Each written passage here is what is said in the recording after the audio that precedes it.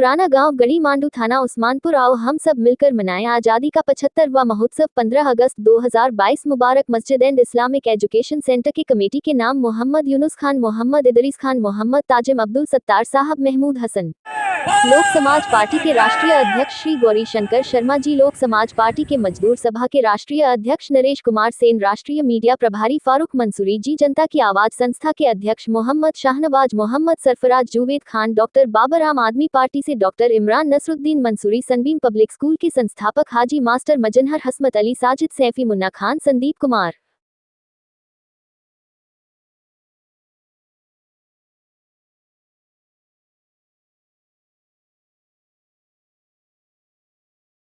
में ये आता है कि मदरसे को किसी तरह का यहाँ से खतरा दिखाई दे रहा है, हटाने की कोशिश की जा रही है, उसके बारे में बताएं। देखो, मदारिस को कहीं खतरा नहीं जी, ना मसाजिद को खतरा है, पूरे मुल्क में नहीं है जी। और मदरसा हो ये तो एक तालीम गाह है, जी, यानी उसमें ये फ़र्क महसूस नहीं किया जाता। मैं अपनी वाक़या बता दूं और अपने गांव का, चूँकि मैं एक गांव का रहने वाला आदमी हूं, जो हमारे गांव में हिंदू भाई रहते हैं, उनके बच्चे जो आज यहाँ सर्विस कर रहे हैं मदरसे में ही पढ़े हैं, हाँ जी। तो इस पे तो एक्शन नहीं होना चाहिए और इस न है। मदरसे को लेकर के ये आप हमें थोड़ा सा रोशनी डालिए, इस मदरसे में किस तरह की तालीम दी जाती है? इस मदरसे में जहाँ तक मुझे मालूमात हैं, वो दीनी तालीम के साथ साथ दुनियावी तालीम भी दी जा रही है। मतलब हिंदी, अंग्रेजी, हिंदी, इंग्लिश, सभी चीज़ पढ़ाई जा रही है। उसके बावजूद भी यहाँ के जो और समाज के लोग हैं, उनको किस तरह की आपत्ति नहीं, उनको आपत्ति नहीं होनी चाहिए, और अगर है तो गलत है, जी। ऐसा करना नहीं चाहिए। मौलाना साहब, इसका रजिस्ट्रेशन वगैरह कुछ कराया मदरसे का? मदरसे का रजिस्ट्रेशन तो मेरे ख्याल से अभी नहीं है, लेकिन वो भी हो जाएगा। मस्जिद तो पहले से है, ये 2014 से मस्जिद है। मौलाना साहब, दिल्ली के एक जो दिल्ली के क्षेत्र के अंदर ये गढ़ी मेढ़ू का जो क्षेत्र है वो आ रहा है, उसके बावजूद भी यहाँ पे कोई स्कूल, कोई कॉलेज, कुछ भी कोई सुविधा यहाँ पे दिखाई नहीं दे रही है, इसके बारे में क्या कहेंगे? देखो, जमीयत उलमा का जहाँ तक ताल्लुक़ है, जी, हमने हर मैदान में इस मुल्क के तई काम किया और हर फर्द के लिए काम किया। जिस तरीके से आप मालूम कर रही हैं यहाँ झगड़े के पर तई, उसमें भी हमने काम किया, यहाँ भी काम किया, और जहाँ असल झगड़ा हुआ शिव विहार में, वहाँ भी काम किया, और दोनों तबकों का जो नुकसान हुआ उसकी तलाफ़ी भी जमीयत उलमा ही ने की है। एक सवाल था, जिस तरह से एक मदरसा यहाँ है, आए दिन यहाँ पुलिस का आना और बच्चों को पढ़ने से रोकना, ऐसे में जमीयत की कितनी जिम्मेदारी बनती है इनका सहयोग करने की? जमीयत की जिम्मेदारी का जहाँ तक ताल्लुक़ है, जमीयत पहले से ही, जब इस मस्जिद को नुकसान पहुँचाया गया, जी, जब ही से अपनी जिम्मेदारी को निभा रही है, और मैं शुरू से यहाँ आता रहा और यहाँ नमाज भी पढ़ी मैंने। बहरहाल मुझे तो ऐसा लगता नहीं कि किसी को आपत्ति हो, अगर है तो वो गलत है और वो तासुब की बुनियाद है, और जमीयत उलमा आज नहीं पहले से अपनी जिम्मेदारी निभा रही है, और जमीयत उलमा इन लोगों के साथ है। तो मौलाना साहब, अगला कदम आपका क्या होगा? क्या कहें आप सरकार कि तक गुहार लगाएंगे? किसमें गुहार लगानी? इस मदरसे को लेकर के आप सरकार तक जाएंगे? इस मदरसे को लेकर तो गए हुए हैं, तो उस पर अब तक क्या सुनवाई हो पाई?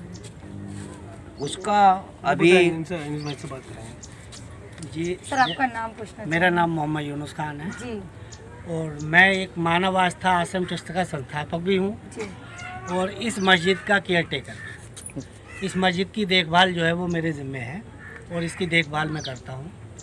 बतौर ख़जानची भी मैं यहाँ हूँ। तो किस तरह की परेशानी है आपको? तो परेशानी ये आती है कि यहाँ बच्चों को हम हिंदी, इंग्लिश, मैथ, मतलब दुनियावी सारी तालीमें, और साथ में उर्दू और अरबी दीनी तालीम भी देते हैं। ये हमने ये शुरू किया इसलिए कि यहाँ ये मस्जिद जो है हमारी फजर से लेके और ज़ोहर तक फ्री रहती है, और यहाँ आसपास कोई स्कूल जो है वो है नहीं, तो हमें ये लगा कि यहाँ बच्चे जो हैं वो बेचारे आवारा इधर से उधर घूमते हैं, तो उनको अगर बिठाल के थोड़ी तालीम अगर करा दी जाए इनकी तो वो ठीक रहेगा।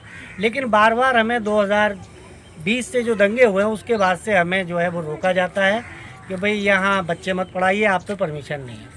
जबकि मैंने ये भी हवाला दिया कि भाई परमिशन की ज़रूरत इसलिए नहीं है कि मैं मानव आस्था आश्रम ट्रस्ट का संस्थापक हूँ और मेरे एक पैराग्राफ में उसका जिक्र है कि आप बच्चे पढ़ा सकते हैं, सेवा कर सकते हैं। हाँ, मेरे पास जो है उसमें सारी चीज़ क्लियर है कि हम बच्चे पढ़ा सकते हैं, बुज़ुर्गों की सेवा कर सकते हैं, ये सारी चीज़ें उसमें हैं। जबकि ये सवाल नहीं होना चाहिए पुलिस का कि भाई यहाँ बच्चे आप बिना परमिशन के क्यों पढ़ा रहे हैं, क्योंकि भाई वो मेरे प्रोटोकॉल में है कि मैं बच्चे पढ़वा सकता हूँ या कहीं भी पढ़ा सकता हूँ। उस लिहाज से ये मौजिन साहब हमारे फ्री रहते थे, तो हमने ये विचार बनाया। जबकि यहाँ ये तो सिलसिला 2014 से रेगुलर चल रहा है, यहाँ नमाज भी चल रही है और बच्चे भी पढ़ रहे हैं। इसी दौरान ये होता है कि मामला थाने तक रहा और थाने के बाद ये एसडीएम के पास पहुँच गया।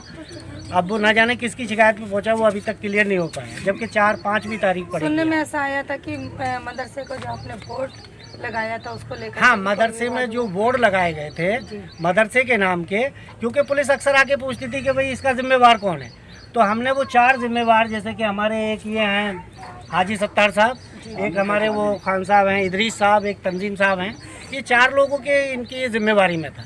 तो उनके मोबाइल नंबर वगैरह और मदरसे का नाम या इसका स्कूल का जो मुबारक इस्लामिक एजुकेशन सेंटर है इसका नाम लिख के वो बोर्ड लगा दिया गया। अच्छा, इतने में ये होता है कि पुलिस आती है और ये कहती है बोर्ड कैसे लगाए, यहाँ पढ़ाई क्यों हो रही है, आप पे तो कोई परमिशन नहीं है। तो हमने कहा सर परमिशन की इतनी ज़रूरत नहीं है, क्योंकि हमको कौन से ऐसा थाने से पुलिस आई थी? ये उस्मानपुर थाना। उस्मानपुर थाना। आज जश्न आज़ादी का दिन है और इल्ज़ामात लगाए जाते हैं मदरसों में और मस्जिदों में झंडे सलामी कार्यक्रम नहीं होते, आपके यहाँ हो रहा, तो उनकी अफवाहों को देखते हुए या लगातार मदरसों में इस तरह कार्यक्रम होते हैं? सर, हम मदरसों में हमेशा से जश्न आज़ादी के प्रोग्राम मनाते रहे हैं, शुरू से मनाते रहे हैं, और ये आज से नहीं 1800 से लोग मनाते चले आ रहे हैं जश्न आज़ादी।